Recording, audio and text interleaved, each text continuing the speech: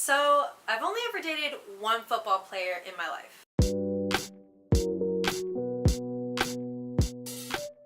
Hey everyone, it's Keep Love Close, and I'm here with a story time for you guys. So I've only ever dated one football player in my life.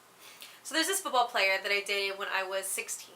And he actually has more than just this one story, but that's a whole nother story. So this one is about the state fair. Let's call him, I don't know, Sean.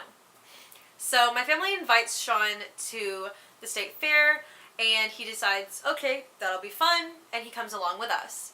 And we have a great time, we're riding rides, we're eating food, we're hanging out, and we eventually make our way to this building that has a ton of vendors in it. I think they actually just called it like the convention center. And I thought it was really interesting. You usually go in and find something that you've never really seen before, so I always think that that's fun. So inside there's this stand that has necklaces that you can customize by engraving it, and we were walking around making our way to it, and Sean decides that he's going to go get a back massage. I decide that I don't want one, so I go over to this stand. Well, at the stand there's these two workers there. One that isn't really relevant to this story, I don't even talk to him, and the other one is a guy that's maybe in his early 20s. He talks to me and we just start talking about all kinds of random stuff. We have this like connection that like we were supposed to become friends or something. I don't know. It was weird how much we had in common and got along. So after a little bit of this, and before anybody starts asking, yes, I told him I was 16 years old. He knew that from the start. He decides that he's going to buy me a necklace. Now, I mean, this guy is like insisting that I get this necklace. He doesn't really care what it is. He said pick any of them, whether it needs to be engraved or just a plain necklace, because they had both options there. And let's call this guy Peter, okay? So Peter, he tells me to pick out any necklace that I want, and I decide to pick out this necklace that has a dragon on it. And I actually still have this necklace. It looks like this. Yeah, I thought it was really cool. It had a dragon and this blue sphere. I don't know. I thought it looked really cool, and apparently so did he. So we continue to chit chat about his work. He mentions there's this road that he always took, and it just happened to kind of pass by my house at the time. I mean, it was a road that was off of a road that was off of a road to my house, but still, I don't know why it just popped in my head like, oh, I know where that is. So we continued talking about that and all kinds of other random stuff. So we get this kind of vibe that we're supposed to meet or something. Like it was almost destiny for us to just meet each other. Then Sean, he comes back over, he's done with his massage, and he wants to go walk out of the convention center at this point. He wants to go ride some rides, and that's fine, but I don't want to, and I want to continue looking at the other vendors because I hadn't finished, and I do actually like looking at those kinds of things. He notices the necklace because I was wearing it. I tell him the story of what happened, and he kind of loses it. Like, he just is not having it. I don't know what his problem was, but he just didn't really like the idea of it.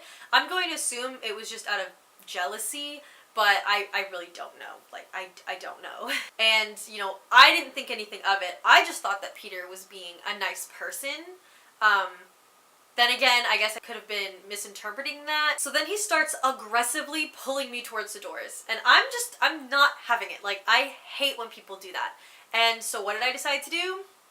The best thing that I thought I could have done in that scenario was completely drop to the ground. Like, I mean, I dead weighted straight to the ground. And this does not faze him. I don't know why he doesn't, you know, stop. He comes back over to me, grabs me by my feet, and drags me out the door. Now, there's nothing I can really do at this point, so I just had to accept it, and when we got outside, I just stood back up, and we ended up going on, like, the Ferris wheel or something.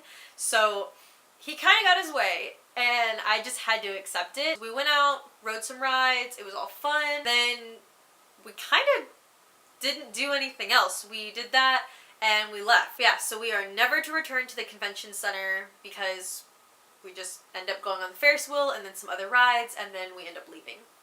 So I never got Peter's contact, no Facebook, no number, no anything really. So I guess it wasn't meant to be for us to meet, because we probably would have found a way to meet each other again at this point, but oh well, I'm not too heartbroken about it, obviously, because I don't know what it was. And now, before you go straight to judging that, you know, I was a bad person here and I shouldn't have been talking to a guy or let a guy buy me anything, we'll get to another story that explains why Sean is a complete jerk. And again, I honestly, even if you don't take that into account, I didn't think anything of it. Like, I just thought he was being a nice person because I thought, you know, people were nice in a general sense. But I obviously know that's not the case for everyone, and some people want certain things. But I didn't think like that at the time. I didn't think anything of it. So, yeah. Well, that's our story time for today. I hope you enjoyed this story. Have you ever been put in a position that you couldn't really get out of? Or have you been with a person that could or would literally drag you away from another person? Leave it in the comments down below. I would love to hear all about it. Love you all. Bye!